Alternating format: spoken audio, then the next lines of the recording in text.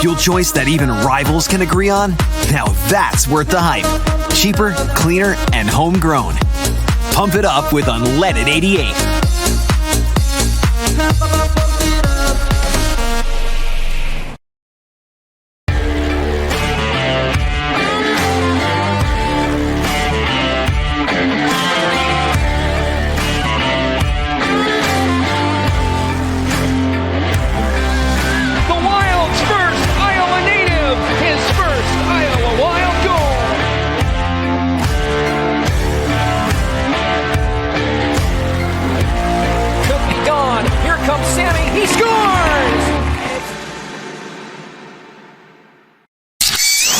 Cyclone Sunday with Ben Bruns. Breaking everything down from the Channel Seed Studios. This is Iowa Everywhere. What is going on? It is Cyclone Sunday here on Iowa Everywhere. I'm Aiden Wyatt, joined as always by Ben Bruns. Iowa State, 45-36 losers to Kansas at Arrowhead yesterday. Brunsy, Sunday morning. The sun did come up here in Kansas City.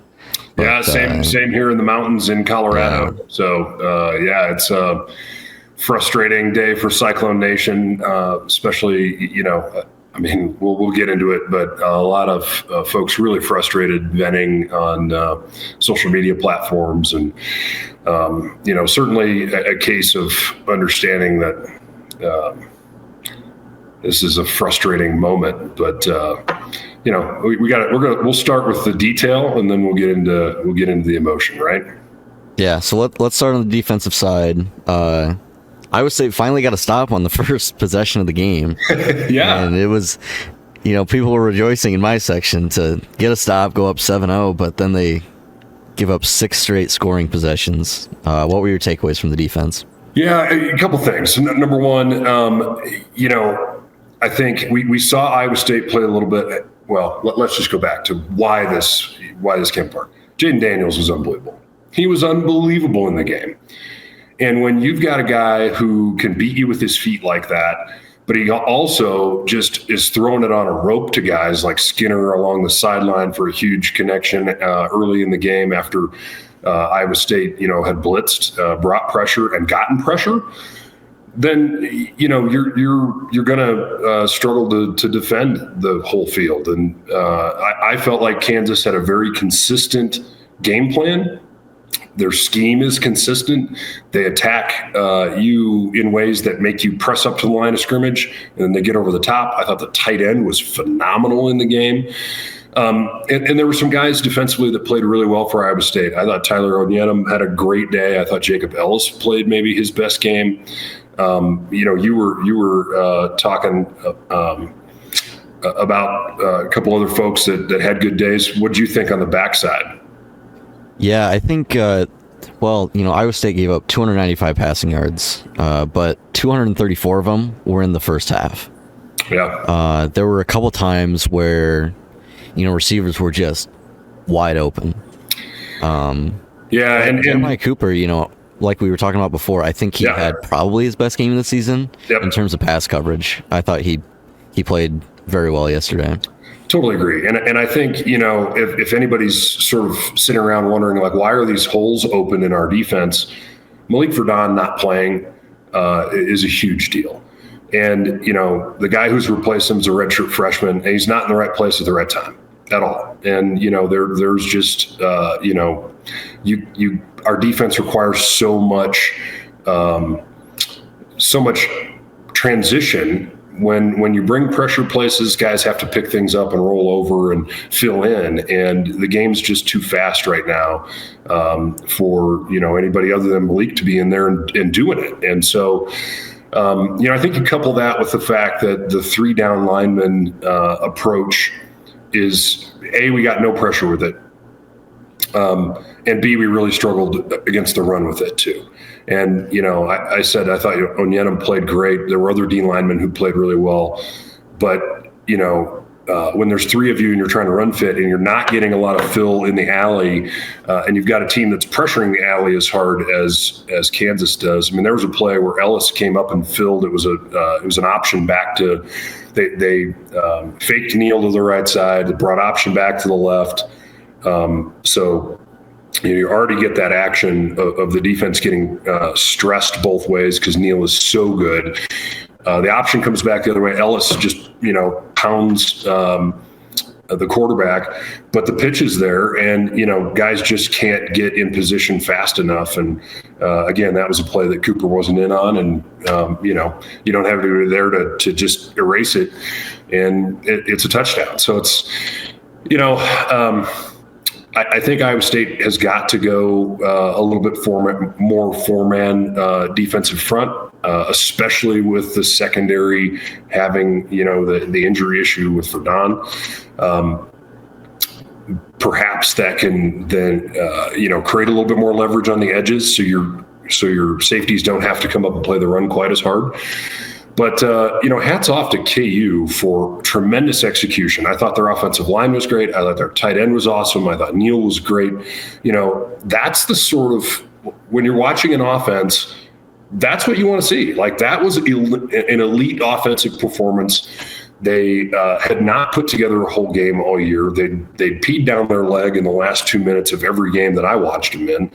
And, they didn't do that. They built a big enough lead because they had enough playmakers and they did enough stuff. So, I just think a lot of credit for this goes to KU's execution as much as it goes to Iowa State's flaws. But we do have to shore some things up. I mean, you can't have holes in the back end when you got a guy that's out the way we do. Yeah, it's kind of funny. I had a couple Kansas fans sitting behind me. They're like, where has this been all year? So it had been a long time coming for Kansas's offense to kind of keep their foot on the gas for 60 minutes. But if you remember a year ago, I think it was Jeremiah Cooper didn't play against Kansas last year. Yep. And John Tez Williams got picked on all night long. Yeah. And you think about that, like, James. This stuff happens, right? This stuff happens. Yeah. And I want everybody watching this program to understand that this is not an indictment of that young man. Like, this is just football, and football's tough. And, when you're asked to do something and you're not ready to do it, it's hard. And, I cost us games when I was a kid, right? Like, it just happens, right? And you're going to have to deal with that, and you're going to have to hear that feedback, and you're going to have to go, do the thing. And I'm not saying that was the reason we lost. I'm just saying right, that, absolutely. That it's when you're pressed into duty when the game is too fast for you, it's so hard, right? And we'll get into this more in a little bit, but like, look, everybody, you think you're mad? You ain't mad. Like, you think you're going to hurt somebody's feelings by posting something?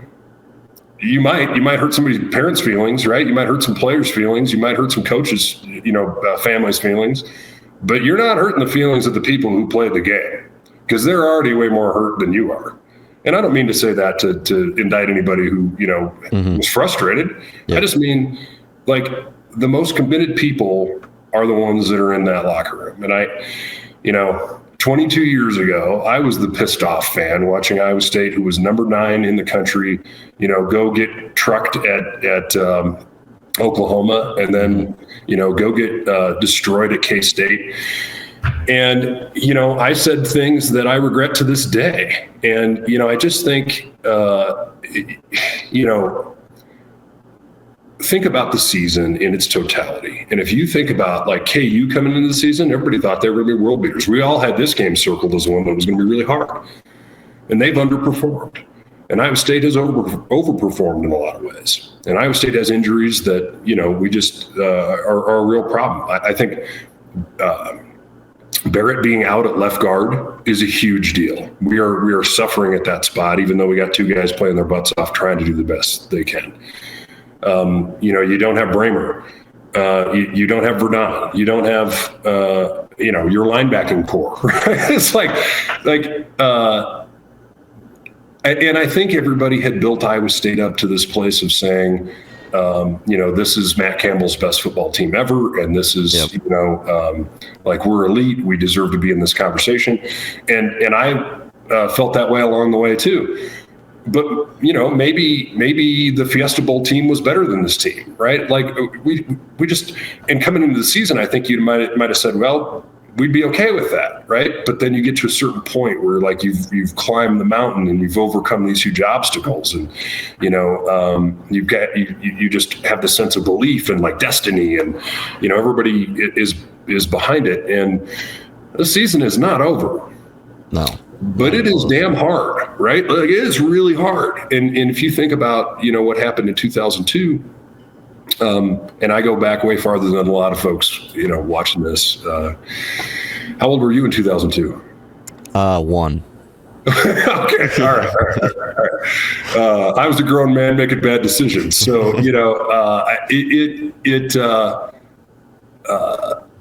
we lost, I think, 6 in a row, right? I don't think that's coming for this team. I don't think so, right? But I think as we as what I've realized in my 22 years since that moment is that this is supposed to be fun, and this is supposed to be something that we enjoy on Saturday, and we should have expectations, but. Like, let's have fun, let's go like, not make this too complicated like our offense has done, and keep it simple, like go have some fun, and let's, just like, let's show up this week. I'll be there, coming 7 hours from Northeast Wisconsin, gonna have some drinks, gonna cheer loud, gonna see what happens, right?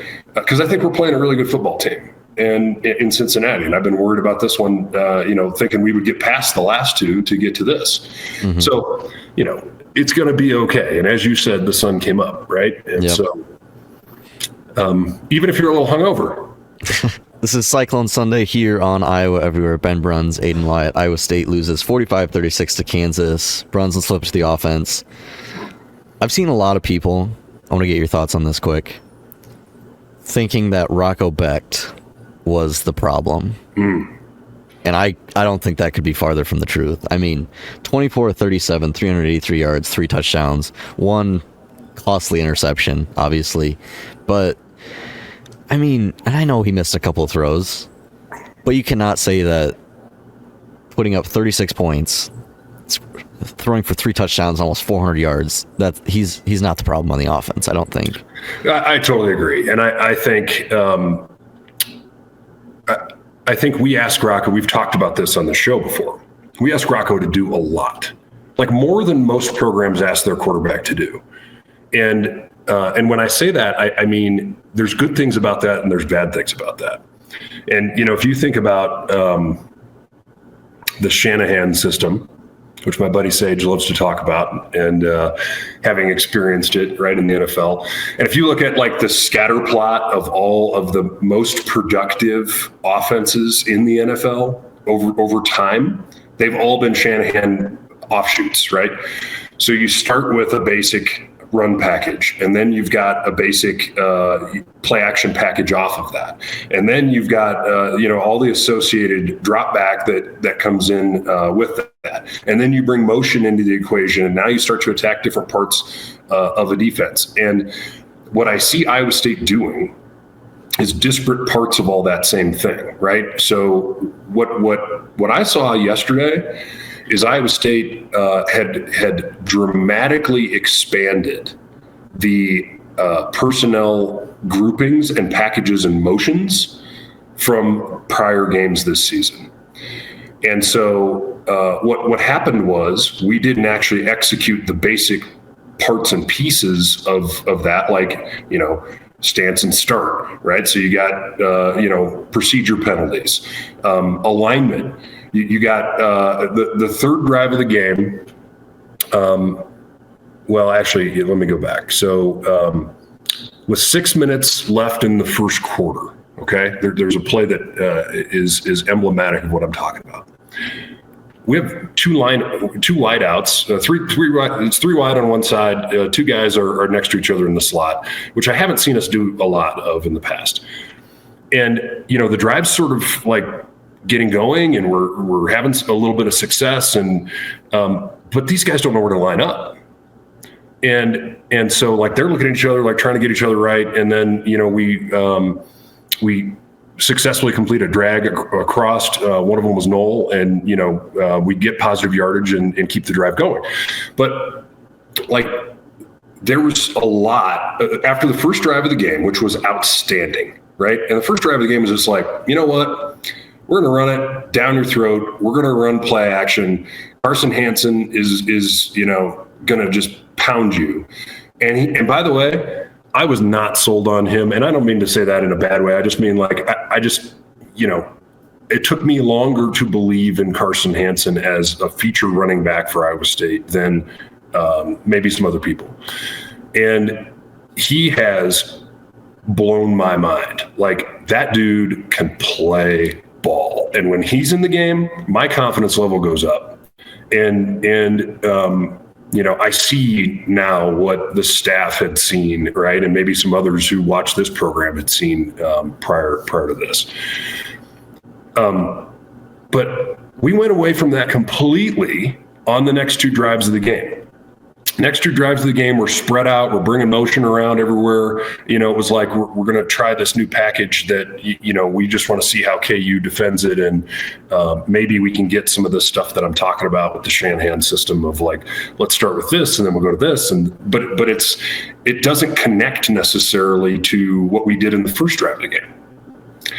Fourth drive of the game, Iowa State comes out and says, you know what, forget it. We're going to get back to what we were doing well on that first drive. And we start pounding the football at them, right? Big, heavy sets. Klotz is in the game. Two tight ends all the time. We hit a big play action pass after Rocco checks it, right? We were in that triple I formation, and he checks it because he knows he's got single coverage with Knoll, and he's pretty confident that he can throw it on the post down there. And we got first and goal, I think, at the 6, and end up not scoring, in part because of the overthrow on the Klotz pass. If there's a play in this game that Rocco didn't do well, it might be that one, right? But, Aiden, the third drive of the game starts with a sack, a bad sack, a defensive end let go. We were sliding the protection to the right. And when you slide a protection, you got to fill on the backside. In this case, it was a wheel route that Hansen was running out of the backfield. The weak side linebacker blitzes. So Jaden Travis he was blocking the DN for a second, but then when the blitz comes, he's responsible for that gap. And in that play, Rocco is looking down the field to the right really hard. Like he's trying to figure out and read the defense over here. When, as soon as the blitz happens, he should turn and throw the wheel route, which was wide open to Hansen out, and he's got some space. But I think the reason that Rocco doesn't recognize that blitz coming and all that is because he's trying so hard, right, to decode what's happening over, on the right side of this. And we're asking him to do so many different kinds of things that it's almost impossible to get the nuance of the finer points of every last part of it. And the finer points of this, like in a Brock Purdy setting with the 49ers, Brock knows when they get to the line of scrimmage, like the linebacker kind of tipped his hand, right? Like he's coming up, like he looked like he was going to blitz. So, in that system, like they're just like automatically you have to go here, right? And maybe that's what we're talking about in our quarterback room too, right? I don't know. I'm not there. I just know that like all this stuff doesn't go together exactly right. And we have really tried to add some additional nuance to it, but we're missing just a handful of those like little details about what's most important in any given player setting, right? And I think Kansas was throwing the kitchen sink at Rocco and the guys. And when the left guard can't keep pressure from getting to you, and collapsing the pocket, then, you're constant, like you had the stress already of trying to do all of these things well. But then, this pressure's coming up the gut and you're like, you don't make throws that you might otherwise make. And I think there's a lot going on for this Iowa State offense right now. And I think in the second half we did a better job of simplifying things and getting back to some of the basics of that success of that first drive and the fourth drive. But Iowa State right now, in my opinion, is a two tight end, run first, throw play action, sort of first and second down team with the ability to stress a defense if you want to with early shots down the field, right? Make them play man coverage on you. Make them, because you're running the football so well, make them have to press up on you and then beat them over the top.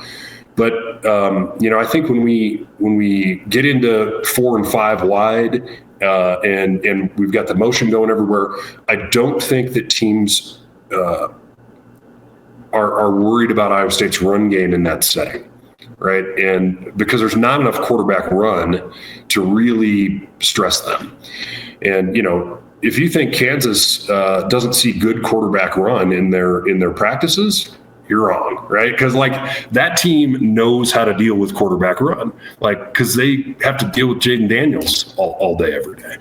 So, I think as much as the 45 points on the board are the problem, and 38 of those are by the offense, right? 7 of those come from a turnover.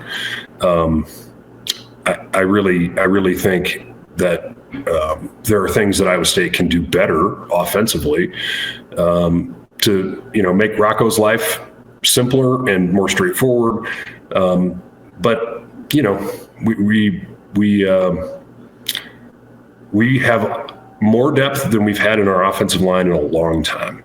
We have more depth than we've had in our tight end room since 3 or 4 years ago, right? When we were elite at that position. But I think offensively, there's just not enough of that, basic philosophy of look, we're going to go, we're going to put our will on you in this way, right? And maybe next week, because we've installed some new things and because we, have worked on these things that I saw us do that were at least were different to me, that I thought were different in the game. Now you've had another week of that, and you can start to knit that together better, right? I think Taylor Mauser's done a great job this year, and I think some of what we may be seeing is that he's a first-year coordinator working through what's the arc of a season like, and how do I continue to just turn the dial, to make defenses have to, because people have adjusted to things, and it'll be okay. I know the sun's going to come up tomorrow again, right? And I know that everybody in that coaching staff cares more than I do, and I know that everybody in that in that locker room cares more than I do, and I care a lot. And so I have confidence that we're going to be okay, and that we're going to go into this game, and play inspired football on Saturday, and football that makes all of us as Iowa Staters proud. And I wouldn't say Iowa State played uninspired football yesterday. I think we played hard as hell, right? But we didn't execute in some ways, and Malik Verdon being out, was our undoing, in a lot of ways. But look, that was a great offensive performance yesterday by Kansas. They were awesome. Cincinnati's going to come in and attack you in nuanced ways that are a little different than what we saw there. But they've got great quarterback play. They've got great wide receiver play. They've got good running back play. So, defensively, you got to come in and bring the wood, and tackle in space and, resist a powerful offensive line that's trying to move you off the football. And, I'm okay. I'm okay with where Iowa State is in this season right now. Is it what we'd hope to be? Is it a college football playoff berth? No, it's not. It's just not. Is it maybe one of the more successful seasons in school history? Yes, absolutely it is, right? Have we been competing at a level that lets us, compete for the conference championship? Yeah, we really have. So that's a lot of me talking. What do you think? Well, somewhere Chris Williams is pissed about us talking about running the football and not airing it out 60 times a game with 5 receivers. So, well, but like, so that's okay, right? It's okay in Chris's view, because there's a system that goes around that, and the system predicates everything off of the other thing, right? And so, but our passing game doesn't stress every single part of the defense with the same kind of rules that the Hal Mummy system does, right? So like, we're a hybrid of a couple of different things. And, if I could encourage anything, like if the staff was listening to me right now, I would say, man, you got access, go spend the whole freaking summer with Kyle Shanahan in that group, right? And like just soak it up, and like have Brock Purdy help everybody go, you know what? Yeah, here's the little tweaks. Like here's the why behind everything, right? Because, there's a reason that all of those teams have been, the most prolific offenses in the history of the NFL consistently, right? And it's not that the NFL doesn't know defensively how to scheme you. It's not that they don't know where like what you're trying to do. It's that it all works together, and that you always have a way to defeat it based on, stepping through the process, which is exactly what C-Dub is talking about Hal's system, right? It's just all completely airborne, and I hate it. But I mean, it was a brilliant thing to watch, but like, I'm an offensive mind. I want to run the ball. I get that, yeah. Going to get back to Cyclone Sunday here in a second, but I want to take a second to thank our friends over at the Iowa Wild. November 15th, Hockey Fights Cancer. Iowa Wild taking on Texas Stars, 7 p.m., benefiting Cops Against Cancer. That's an organization that strives to provide financial assistance to cancer patients and their families experiencing the overwhelming and unexpected expenses of cancer treatment. It's the first $2 beer night of the season, so you got to get out there. $3 off Fireball drink special. That sounds like a dangerous combo, but a wild night to go watch the Wild. A night heavily dedicated to those battling cancer and those who have lost ones to cancer. November 16th, Veterans Appreciation Night presented by Hildreth Construction. The Iowa Wild again take on the Texas Stars wearing specialty jerseys. Auction the jerseys off after the game. 2-for-1 Confluence beers. We love them here over at Iowa Everywhere. Get your tickets now at iowawild.com. Before we get out of here, I just want to touch on something real quick. So my dad he turned 50 earlier this year. That makes me feel old. Yeah, sorry. Holy cow. Okay. So, he's been an Iowa State fan his whole life. Yeah. And yesterday, when Iowa State was down 10 with, about 6 minutes left in the game, you get the ball after KU punts. And there's plenty of time left on the clock at that point. Yeah. And my dad was like, how strange is it that I felt like we still could win this game, Until that pick six. Come to say. Until that pick six, I was like, we're going to come back and win this freaking thing just to spite ourselves, right? And like, because that's what this team does. Yeah, and I don't want to, do the moral victory thing, but just think of how far Iowa State has come from, down 10 to Kansas with 6 minutes left. I'm like, well, you still got a chance. Yeah. Even there were some lean years between, our beloved Coach McCarney, Chizik, Paul Rhodes, and to get to where Iowa State is today, where fans still have hope at that point in the game, it's really a testament to see how far Iowa State has come. Yeah, I can't agree anymore. And, I just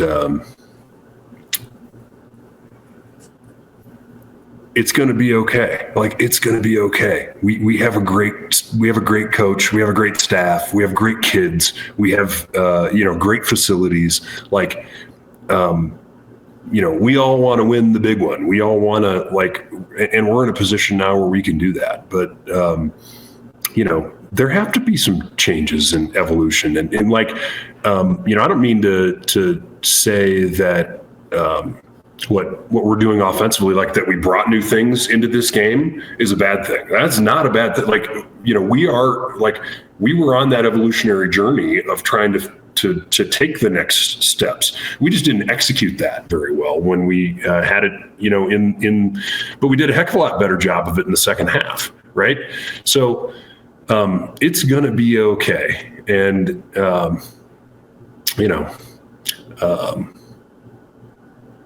I'm grateful to be along and to have a chance to see us in this place.